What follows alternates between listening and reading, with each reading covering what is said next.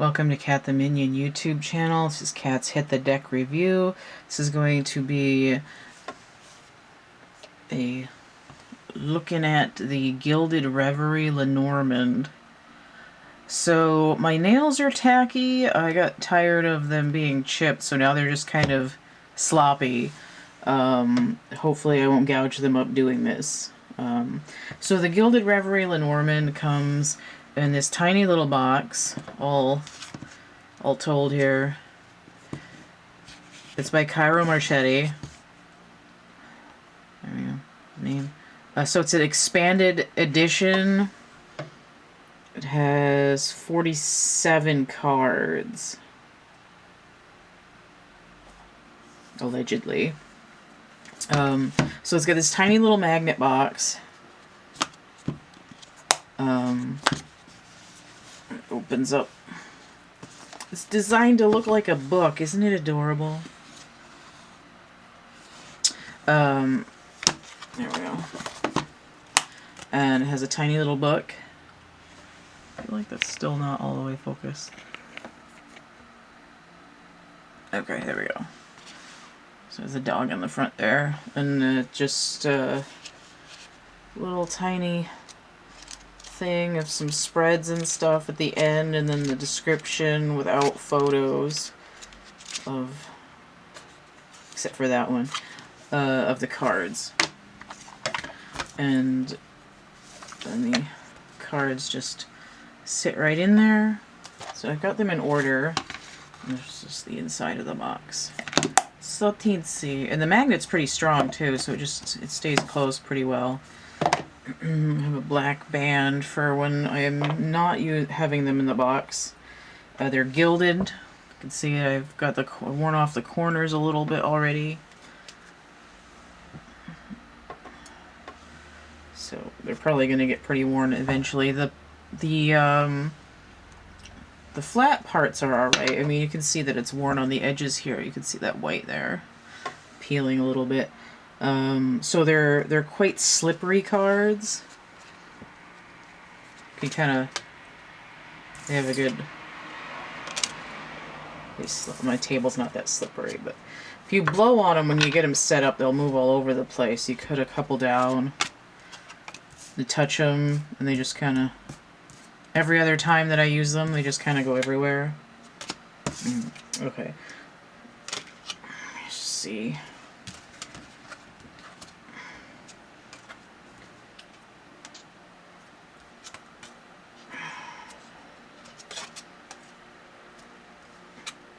Yeah, so traditionally there's 36 cards in Lenormand, and this one goes up to 44, plus there are 2 bird cards, 2 man cards, and 2 woman cards. They're alternates for those 3, on top of having an additional 6 cards.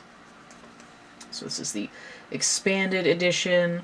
All of the cards in this Lenormand have a little chip of a tarot card or playing card on them, and the ones that are extra don't. They just have the little 4 suits on them. So for me, those extra cards tend to come in more as major arcana, whereas the other ones all come in as minor arcana from 6 through the king. I don't think there's any aces. So 6 through king, it's a little bit like a pinnacle deck that way, for each of the suits. For those 36 first cards. So Lenormand is a little bit different than traditional tarot. It took me a while to learn these, so I was using the book for a little bit when I first started, because I never used a Lenormand before. This is the only Lenormand deck that I have, and eventually I'd like to get more and or make my own. I know that there's a Lenormand deck that's drawn in a way that looks similar to the Rider-Waite, or the Pamela Coleman Smith drawings, and I don't know if she drew it or if somebody just copied her style, so I might want that one.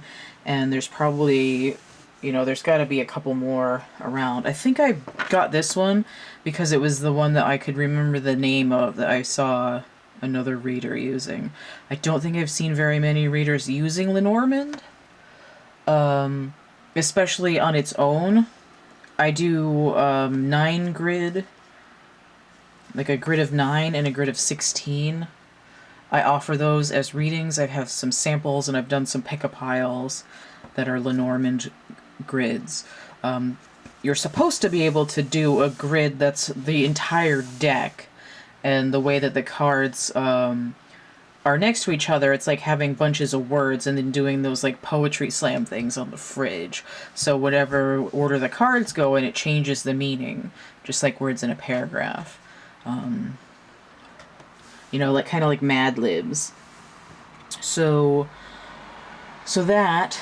But again, I don't think I've ever seen a reader using a Lenormand on its own as a grid.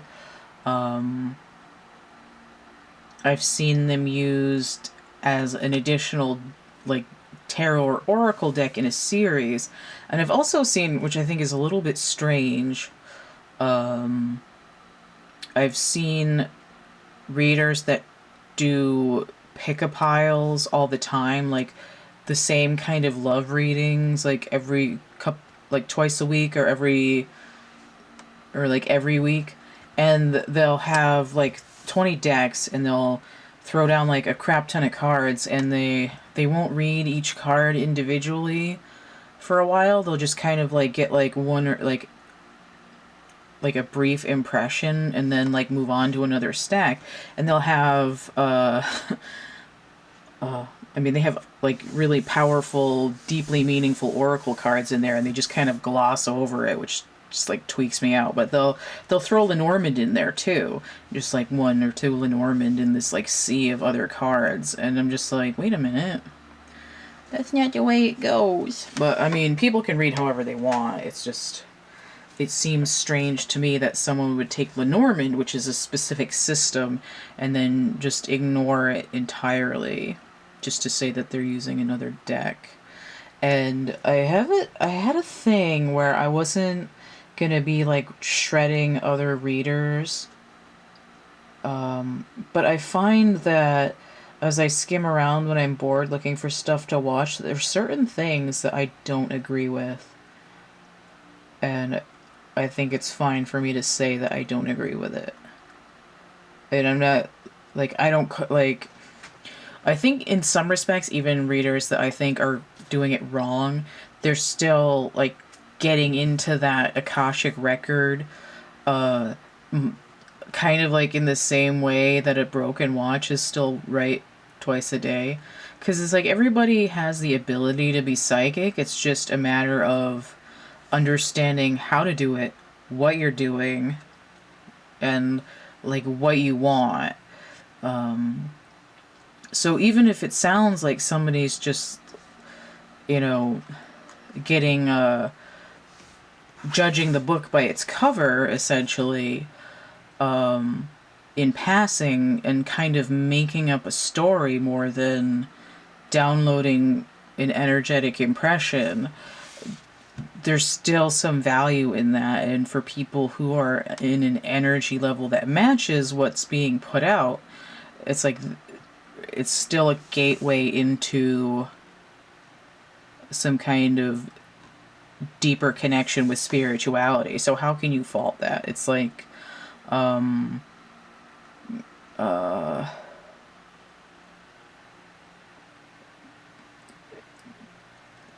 it's kind of like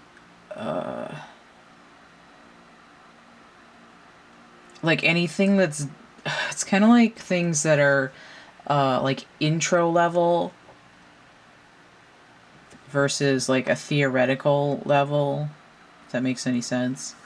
But anyway, kind of a rant there, but I don't know if that makes me sound like an asshole or not, because I don't claim to be the end all and be all of anything, but it gets in, it gets into my like rage-o-meter as being sort of fake, and I don't like that. But anyway, we're here to look at the Lenormand. So we've got these the Gilded Reverie Lenormand. So the cards have a black border that sort of fade into the image. They're just nail polish on the camera thing. They're digital drawings or Photoshop or whatever. I think they're mostly just drawings though, digitally rendered. So they all have golden numbers and cards on them. Let's see if I can get. They're also quite shiny. Shiny. Okay. On the other hand, I mean, some of the Lenormand descriptions aren't really that deep. But then on the other hand, they can be. So the messenger looks like Mariah Carey on a carousel horse. Got a letter, got a messenger bag, got a rainbow. Incoming message. So the card that goes with this is the Nine of Cups. So there is this background of trying to achieve some kind of emotional contentment. So there, you can always ignore this down here. You don't have to, but for me, it takes on an emotional connotation. Like, you know, this is the moment you've all been waiting for. This my heart will be happy if this is my acceptance letter to veterinary school, or you know, my errant lover has texted me and now I am happy. That kind of stuff. I really can't tell if that's in focus or not. It's really looks pretty close. A little assist from the Naphthol Crimson there. Alright, so we have the messenger. So I'm just going to read a little bit from the book, but there's not really any point to. I'm just showing the cards. And again, they're fairly small. They're a roughly playing card size, like a poker deck. This is really nice checkerboard background. So the clover. Six of Pentacles. A little bit of the right garden here. This also has a little bit of the essence of the wheel because of it can be lucky in a certain way. There's a big honking four-leaf clover right in the middle here. So the clover. The ship. I like this because it's an airship, giving me those Teddy Ruxpin vibes. He's going the distance. He's going for speed. What's a little bit weird is that the ship is sort of like, you know, traveling somewhere and it takes a while. The Ten of Swords comes in on this, and I feel like this, with the ship, gives me Three of Wands. Like I'm waiting for my ships to come in, except that like you're on the ship this time. But the Ten of Swords indicates, you know, a lot of pain to get there. So this might be smooth sailing now, but we don't know if we just came through a hurricane and it twisted everything up and we just finally patched up the sails or what. So there's possibly an indication with the way that this is set up with this Ten of Swords on here that, you know, it's been a longer journey than it looks. So the house. The home, the house, a little bit Four of Wands energy, but it's also this like sacral energy of protection. We have the King of Cups on here. So happy home. A little bit Ten of Pentacles as well with this kind of energy. And it could be like a huge castle. It could be this sort of adobe mushroom situation here. It could be a hut. It's any sort of like... home is where the heart is kind of energy with this card. With the tree, so the Sephiroth here. I don't know if I'm pronouncing that right. Sephiroth. It's also a segment of a 64 tetrahedron grid if you get into the information from Nassim Haramein, but all you have to really know is that this is a slightly different geometric representation of a Merkaba. Merkaba, I don't know how to say that right. Really self-conscious about saying that all of a sudden. So you have the Seven of Cups here, which could indicate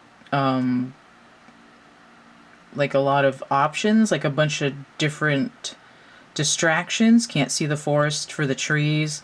We have a rainbow coming through here. But notice how there's like a big rectangle cut out of this tree. A tree of life, family tree, stuff like that. It's like a choose your own adventure kind of, in essence. Healing family trauma, things like that.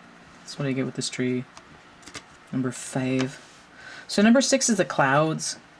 Clouds. So we have darker clouds down here with this electric storm, and then up here the clouds are breaking. We've got sunlight and birds. So the way that this card works is that depending on what's over here or up here, what's in the darker area is stuff that's been not so great, and then what's coming up in here is something that's like breaking into a new thing up here or here, whatever it might be in this direction of where the card is, because usually these get set down in a grid. So we have King of Wands energy here. The King of Wands is sort of like command of yourself. Right, I kept my heading through the storm.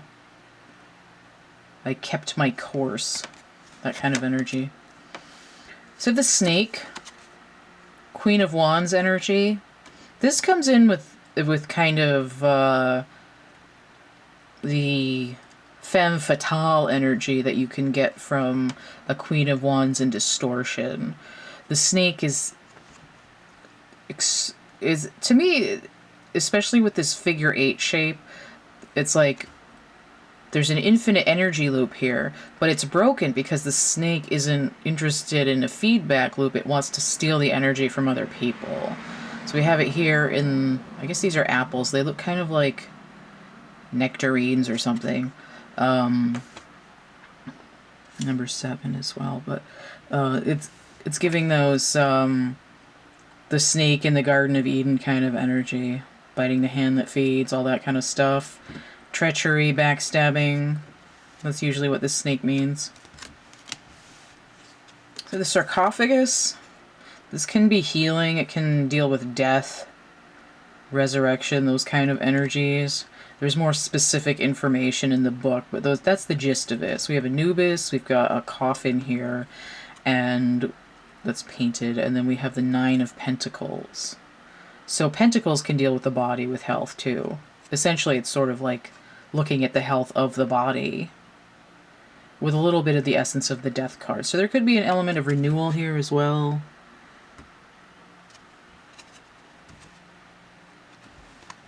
Like the ends are meeting, 9 of Pentacles, but it's sort of like the alpha and the omega here in terms of what's going on in the body, not necessarily like a material abundance. My throat chakra is all weird. Okay, so you have the flowers here. A bucket of flowers. A bouquet. Or if you're like 100 years ago and you don't know any French words, it would be called a nosegay, which is definitely not as awesome a word as bouquet. So we have flowers. We have Queen of Swords. This is a little bit of like I've got to lay it on the line here, but also like sorry, or I'm laying it, I'm like putting it out there, like I have the feels. So the Queen of Swords isn't necessarily bad, but the flowers here is coming in. It's like a gift, but also with this idea of the truth, or in something that's and potentially like a lower vibration of justice. But we don't always have to take the tarot that's down in the bottom. We can just say that there's some kind of a present. Like a little bit like Page of Swords, Page of Cups, Page of Pentacles kind of energy. So this is the Scythe. Number 10, Jack of Pentacles. The Jack of Pentacles on here is making me think of the Farmer's Almanac, because you know when it's time to harvest and all that. This is indicative of whatever it's pointing towards, something that's being cut out. And it's very much like the blade in the Mystical Shaman Oracle, where it can be curative or it can be deadly, depending. Tends to take on a negative connotation, but not always. Doesn't have to. So this is the birch, I believe it's called. So we have a whip that's made out of thin branches, and then we have a broom that's made out of slightly thicker branches. Jack of Wands. The birch is usually like, it's like a it gives me this idea of like a punishment, being whipped, scolded, ego taking a hit, that kind of stuff. There's more in the book, but I'm just sort of glossing over it right now. I don't get this card that often, but this is, I believe it's the birches, or just birch in general. Let me just skim this real quick. Birch. Oh. Birch / broom.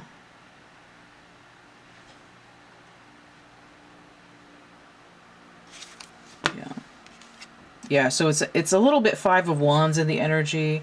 The Jack of Wands here could be a page or a knight. It could be, you know, I'm striking out at people, or I'm just sort of like overkill, burning down the forest kind of energy. It's a little bit rage, and it can either be against you or in your favor. A lot like this card. So now my battery is going, and I'm probably gonna have to start another segment. But we'll go for a second here. So this is number 12. There's 2 of these. There's the original birds, the little birdhouse that matches the back of the cards. And then there's this alternate one that has owls on it. 7 of Pentacles, which can be, how's my stuff doing? I'm waiting. I'm like checking that almanac, or it can, if it's distorted, it's like impatience. This birds with the birdhouse is a lot more like gossip, like noise, social media chatter, keeping up with the Joneses.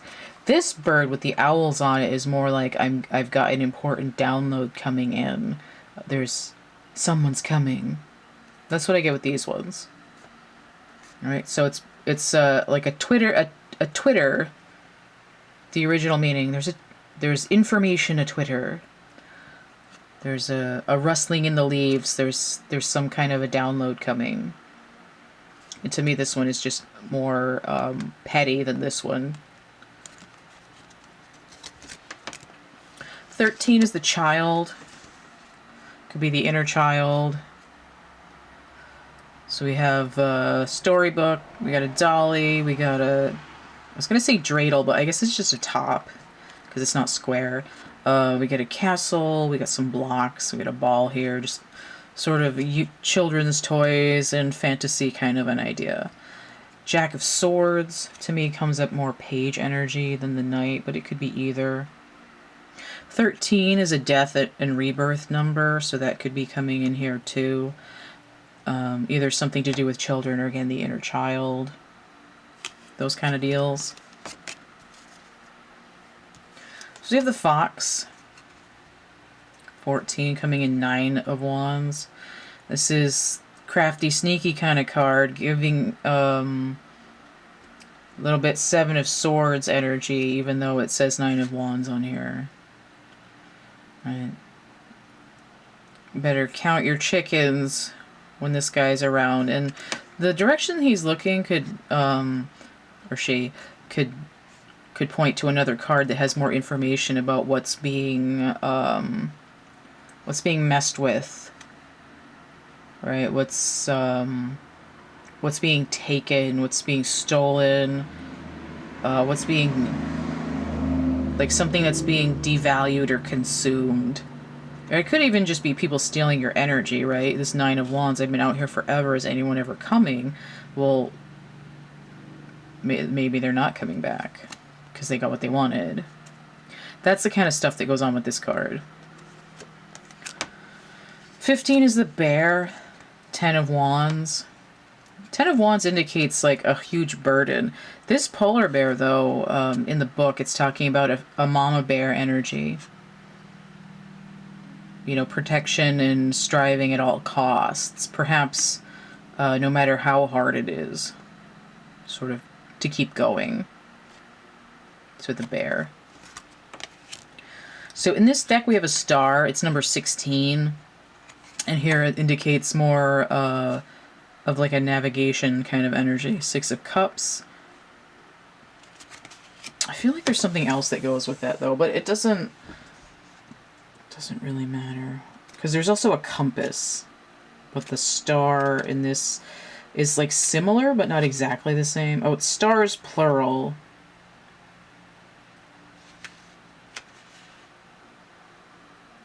You know. A little bit of Jukebox Hero, a little bit of Destiny, Hope, sort of similar to the star in the regular tarot, but for some reason number 16 and not 17. 6 of Cups can indicate a nostalgia, so it's sort of like, this is what I always wanted to do when I was little. This is what I wanted to be when I grew up. I knew this was the right way to go. It doesn't have to be that, but I'm just, you know, extrapolating. 17, and this is the storks. So they're building a nest, and, you know, there's this whole thing about the storks and the baby and all that stupid bullshit.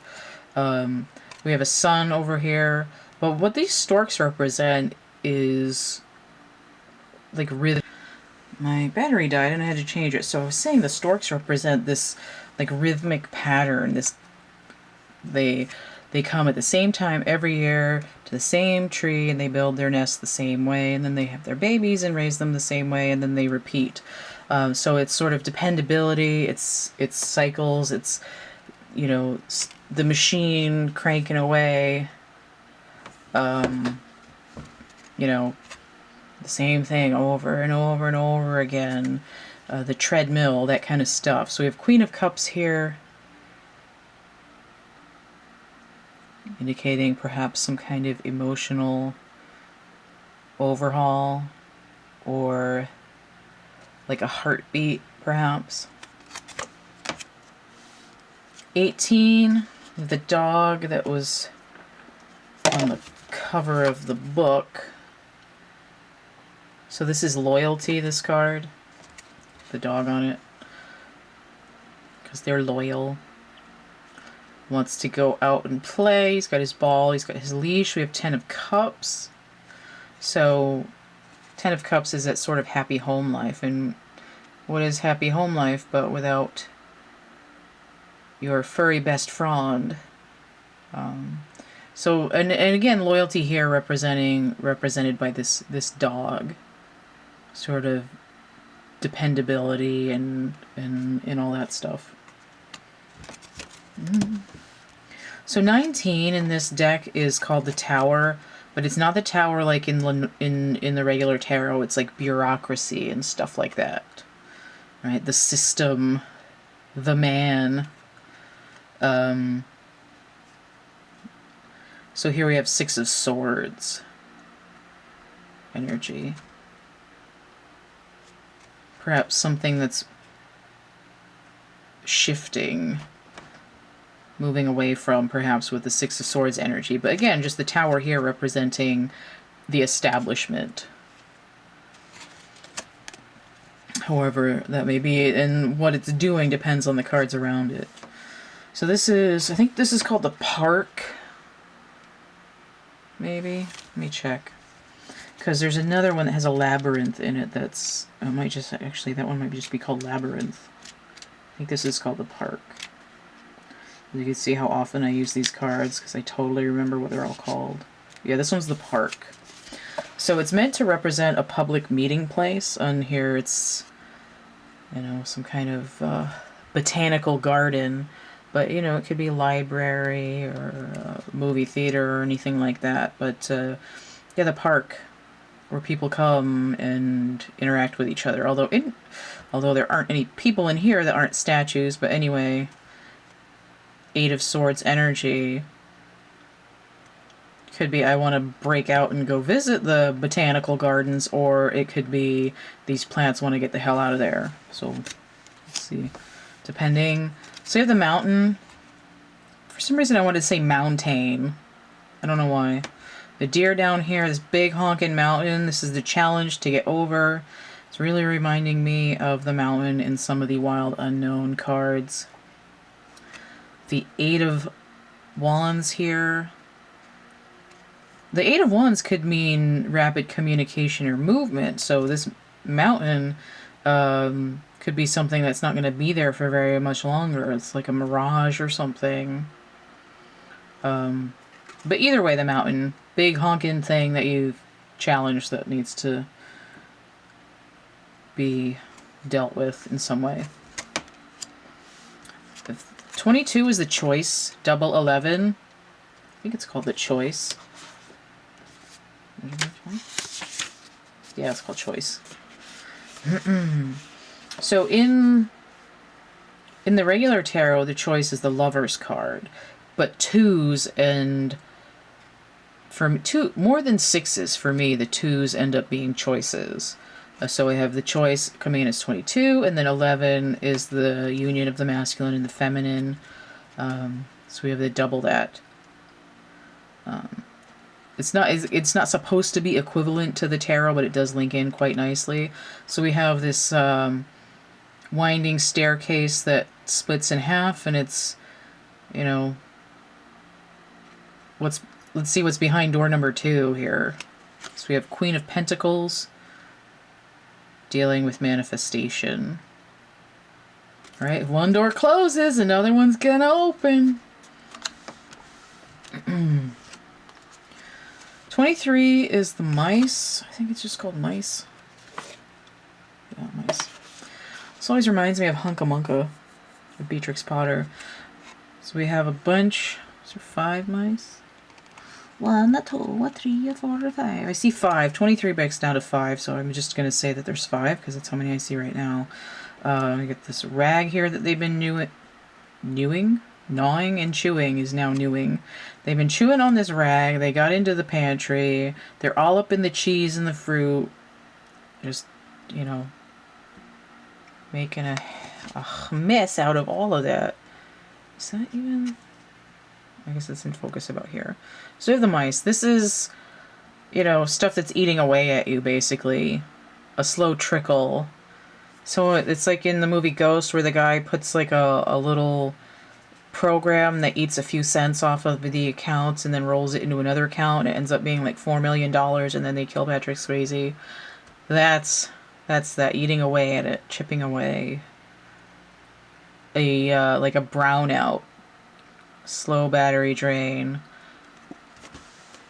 Someone that has got to irritate you constantly just to get a rise out of it. This is the heart. Is that what it's called? The heart. The swans. This is more like the lovers, this one right here. Nail polish all over the book. Heart. Yeah. So we have the Jack of Cups here, which could be the Knight or the Page. A little bit more Knight energy here, but doesn't really matter. We have this swans together, making the heart shape in the tunnel of love here. We got a big honking heart in the middle. Very lovey-dovey, touchy-feely, huggy-squeezy kind of energy. This is the ring. I think it's supposed to be a ruby or a garnet. It's supposed to mean something. Maybe ruby. So I think ruby is 9 on most scale of hardness. I don't know why. I'm pretty sure it is. It could be an engagement ring, wedding ring, whatever kind of ring. It could be like an endless loop. It could be something valuable. It could represent contracts or all kinds of stuff. But we just have this ring here. It could also be like a portal, but whatever. Ring. Ace of Wands. Sort of like a trust your gut kind of moment. Sort of like once the deal is done, there's no going back. This is called the book, 10 of Pentacles. This is a book that's been locked. It's got like the Antikythera mechanism on it. In order to open it, you gotta calculate the refraction off of Venus or something. But so we have this library stack here. We've got a book, and the direction that the book is opening, whether it's inverted or upright, is where the information is coming in, right? I'm about to learn something important. Basically, that's what this is. I'm getting like the bibliography of whatever I need right now. And we have 10 of Pentacles. It's the manifestation. But here it's sort of like knowledge is power. Power. So the letter, she wrote me a letter. So we have the letter. This is, it kind of goes with the messenger, but the letter, for some reason, I feel like the letter has more of a negative connotation. Let me just see. Let me skip ahead here.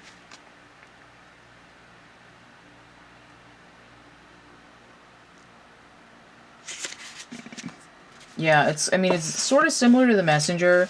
It's just the actual information itself. Whereas the messenger is like something's coming, and this is more of like what it is exactly. You know, the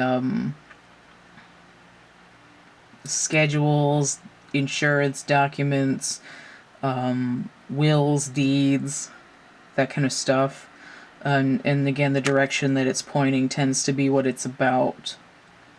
Medical records, divorce papers, student loans, scholarships, that kind of stuff. 7 of Swords. Seven of Swords gives an indication of lies and manipulation and stealing. So depending on where this is heading, and especially if it's getting this coming up in Mercury retrograde, it's like you better double check everything, read all the small print, you know, cross the T's and dot the lowercase J's. Leaning my elbow into the table, it hurts. Okay, so this is the man, number 28. The masculine energy, the man. So there's 2 of these in this expanded deck. There's the traditional one, and then there's the alternate man. So the alternate man is very, very much Aries energy. He's like, man. There's still both Ace of Cups, number 28, and he's very much Aries energy. He's like the Emperor, getting up in the morning. He's gotten out of bed. He's not concerned about his body. He's just in his essence. He's got a little Aries male symbol there. He's just kind of there. This man here on the regular male card, he's just kind of, you know, sort of in romantic thought, it looks like, because he's got a rose. But he's just kind of thinking, just kind of in his own energy, hanging out, a little bit of sunlight going on. Like it's like he's waiting for something. He's thinking about something, right? He's somewhat dressed, but he's also somewhat relaxed, right? He's up and about. This Emperor is like, you know, this is more like I'm hanging out in the atrium of my bedroom, and this is more like I'm in the boudoir. There's a different connotation. So 29 is the woman. So the alternate woman is Venus, her Venus symbol. She's similarly looking out the window of her boudoir, not very much dressed and in red also. And the regular woman is hanging out in the library in her Snuggie and just kind of thinking and chilling, and she's also got a rose, and she's Ace of Swords. So we have the emotional truth and the like empirical universal truth with these two. Okay, so this is the lilies. This card is... I don't know if it's like that in the description, but the way that I remember it is... There's like fingerprints on here and it's creased. There's a difference between these, quote, real lilies and the ones in the stained glass behind them. And also the fact that they're not going to live forever. But we have the King of Swords here. So there's a distinction between a presentation, a representation, and reality, right? There's an aspect of artifice to this card. And that's just sort of skimming the surface, haha, but again, this is just a flip through anyway. If it was a deeper meaning, I'd probably be reading from the book again, but because I haven't used these in a while. But anyway, the lilies. Oh my god. Okay. So this is the sun in this deck. It's 31. There's like a... What's that called? A sextant, maybe? Is that what it's called? It's on the number 6, which is supposed to be a solar number, whatever that means. We have Ace of Pentacles. It's just this idea of, you know, what the sun usually brings, this sort of daybreak, sort of strength, illumination kind of energy. I think there's some other meanings too, but I'm not going to worry about that right now. It's the sun card. Ace of Pentacles. This springtime energy. 32 is the moon. So this... I think it's called an astrolabe, but I'm probably wrong. 8 of Cups energy, walking away from what doesn't serve, which is... Is that even a moon card? No. Weird, okay. But anyway, so we have a crescent moon here. What's in the book with this for the moon card does have to do a little bit with wanting to be a star. Like I want to be famous kind of energy. But it also does take on these waxing and waning phases of the moon. There's some other stuff going on there too, but this is the moon card in this deck. 32. I don't find out what this one is called because I don't know if it's the cage or what.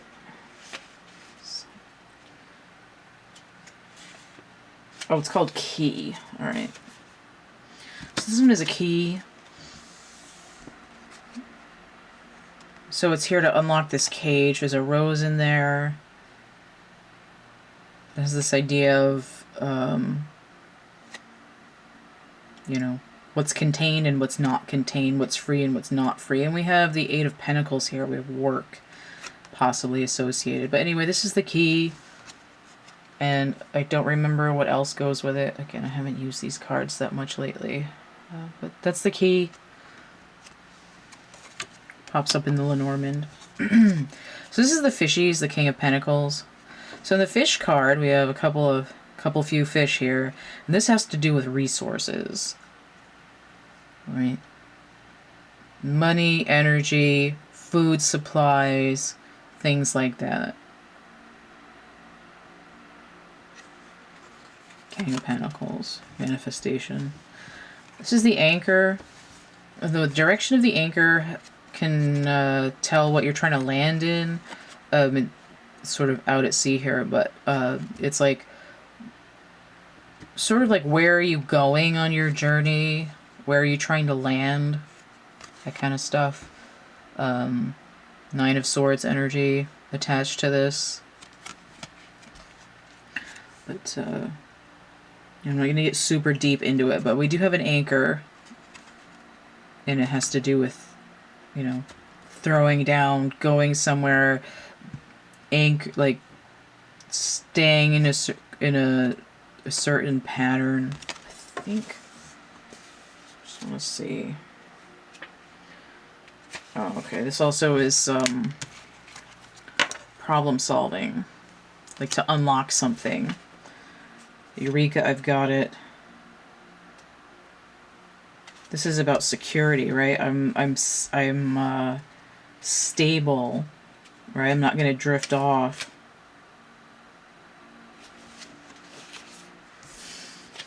So the cross here actually has kind of a negative connotation. This is literally like the cross to bear. I have 6 of Wands energy. It's 6 of Wands energy. It could be like, oh, now that I've reached this level, now I've got to keep up with it. Like, do I really want to, like, fend off my title and all that stuff? But anyway, just in general, the cross is like a lodestone, basically. Alright, so now we're into the extra cards. This is time. I feel like I can hear this card. Makes me think of all the clocks in that Pink Floyd song. There's just a bunch of different methods of time. It can be, you know, minute scale, huge scale, universal scale, seconds, hours, minutes, the astral clock, any kind of time, roosters, hourglasses, cuckoo clocks, atomic clocks, whatever we got here, chickens. And again, this brings in sort of major arcana energy, so we could have the Empress, the Chariot, or the Wheel, depending. This is the bridges. This is like, you know, it's like what it sounds like. Building bridges, burning bridges, trying to come together with people or not, trying to repair something maybe, bridge the gap. 38 energy, the Empress, Justice, and or Strength, depending on which deck you're in. Comes to mind also. This is the dice. This has to do with sort of gambling, like taking a chance, things like that. So 39, again, Empress number 9. We get that Hermit number, or 12, the Hanged Man coming in with this. I like this one a lot. This is the masks. 4 and 0, got the Emperor number and the Fool number on here. There can be an element of choice here, but it's sort of, you know, putting on different airs. When it comes in inverted, it's like I'm taking off the mask. Here, it's sort of like a fun house of the ego. The masks. This is the Well.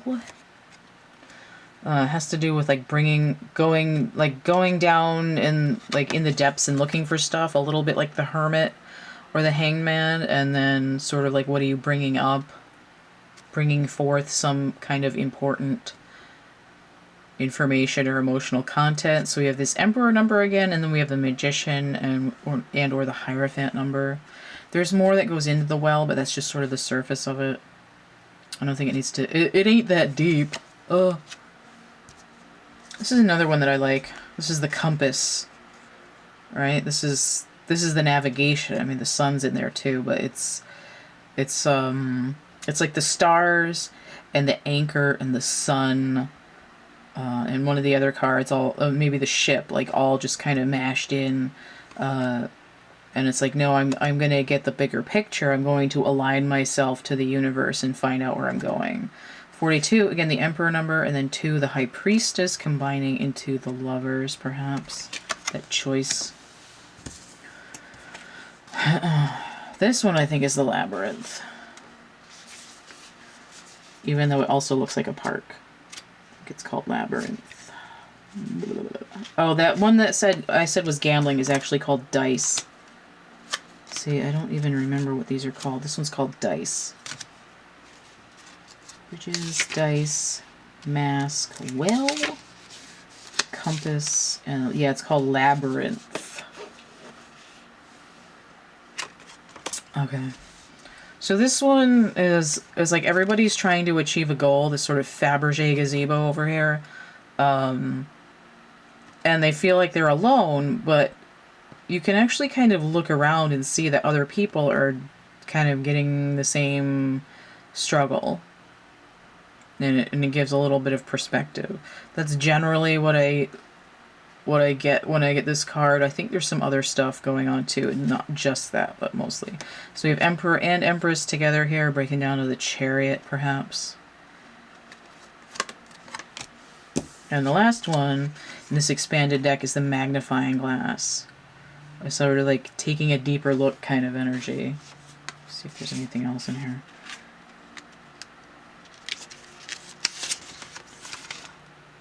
Yeah, that's just what I said. Taking another deeper, closer look. There's some antiquated tarot cards that it's illuminating here. It looks like a Fool and a Knight of some kind. There's a heart down here. I'm not sure what that's supposed to be. Some kind of a crest. But again, it's just magnifying something. It's also distorting it as well, too. So that might be something else to look at. And then we have 44, which is 4 11s. So this sort of universal timing number, justice and or strength, and the emperor number in there. Or 8, which would also be strength or justice. So there we go, the magnifying glass. So this is the Gilded Reverie Lenormand. Hopefully some of that was in focus, because it's hard to tell. Because even if this is in focus, like all the little bitty details in these cards might not all come through. Let me get in here a little bit more. Oh, I just had it. Okay, yeah, so let's do another flip through. Right up close so you can kind of see most of these. Yeah, detail. House. MD. It's not lupus. The tree. It's really detailed actually. For such this isn't scratches on the card, that's just the rain imagery. Snake. Death. There's like a bunch of stuff down there. Death, not death, the sarcophagus. Flowers. And also, like, I didn't super explain a lot of these cards that well, because I kind of don't remember, but, and also because it's sort of open to interpretation to some extent. And also, this isn't supposed to be, like, super detailed reading. It's supposed to get an overall essence of the cards. And, like, I was really nervous when I started learning Lenormand, because I don't think I'd seen anybody really reading, except for, like, one person when I got these.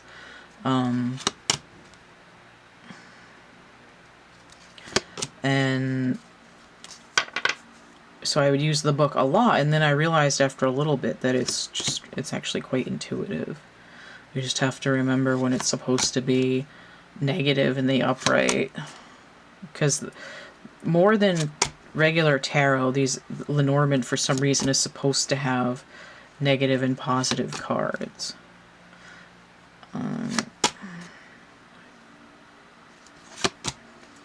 The lady and the other lady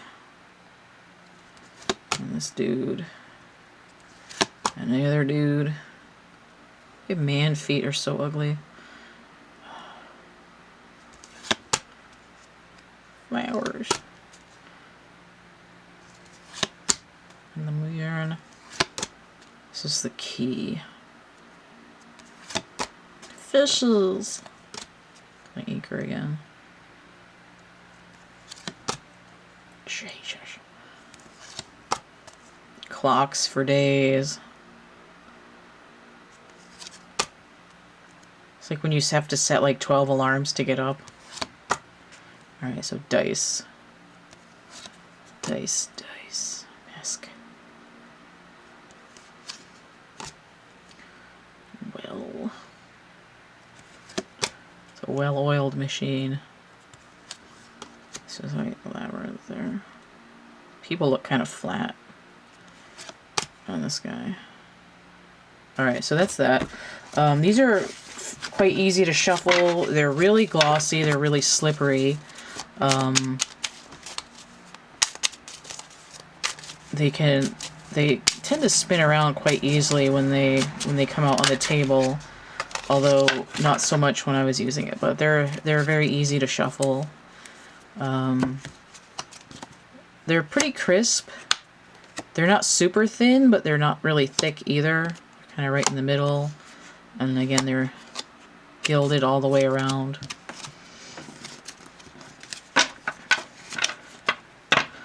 Oh, come on, man. Work with me here.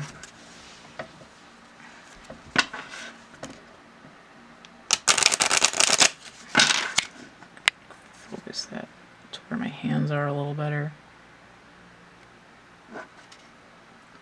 Nope. Man. Those cards really don't want to focus at all.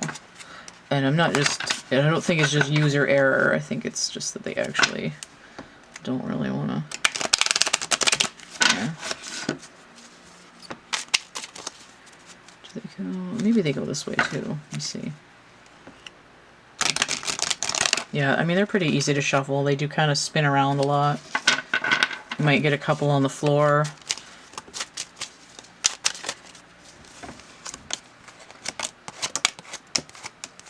Yeah, there we go. They slide off each other. There we go. Slippery. But they're you know, they're regular playing card size roughly, and I'd say more poker size than like bridge size, but it's a nice little deck. It's pretty. And they shuffle well. And they're not so thick that you can't, like, do them sideways like this either. Alright, so that was a little overview of the Gilded Reverie Lenormand. It's a pretty good deck. I don't have any other Lenormand decks to compare it to. But because it has those extra cards, I think it's kind of nice to get started on this one, and that way you'll have extra information when you go to use another one. So hopefully I'll get another Lenormand deck sometime in the semi-near future, and then I'll be able to compare and contrast. Alright, if you want to get a tarot reading, I do have a Lenormand 9 grid and 16 grid for sale. The list of readings I have and how much they cost is in the description box down underneath this video. And then on my WordPress site there, which is through the link tree, there's a home page, and then there's a page that has the same list of readings, and it's got a green background with little pictures. But I also have a playlist that has readings for sale samples, so you can actually watch videos of those readings in action. I have art in real stuff on Etsy, merchant prints, cafe press, and deviant art, coloring book, dark poetry over here. If you'd like to help keep this channel chunking along, you can donate, energy exchange, hit that tip jar, PayPal, Cash App, or Venmo. Don't forget to like, share, subscribe, comment, check out my playlists tab, my discussion tab, and stay groovy, and we'll see you later. Bye.